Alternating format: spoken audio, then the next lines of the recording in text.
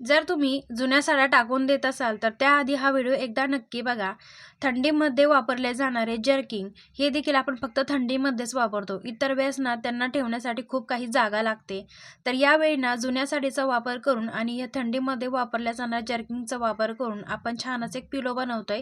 यासाठी ना जर्किंगची अगदी व्यवस्थित अशी घडी करून घ्यायची आणि एखाद्या कापडी पिशवीमध्ये ठेवून घ्यायची आहे. त्यानंतर पिशवीला इथं गाठ बांधून घ्यायची आहे आणि त्यानंतर ही पिशवी अगदी जर्किंग सकट ना इथं साडीच्या मधोमध ठेवायचं आहे. साडीची अगदी 4 पदरी घडी करून घेतलेली आहे. जुनी साडी आहे आणि त्यानंतर ना साडीच्या दोन्ही बाजू अगदी व्यवस्थित व्हिडिओमध्ये दाखवल्याप्रमाणे कव्हर करून घ्यायच्या आहे आणि त्यानंतर साईडच्या राहिल्या 2 बाजू सुद्धा यामध्ये अशा व्हिडिओमध्ये दाखवल्याप्रमाणे कव्हर करून घ्यायच्या आहेत. आता इथं तुम्ही एखादी सेफ्टी पिन सुद्धा लावू शकता किंवा सुई धाग्याने याला टाके मारले तरीही चालतील.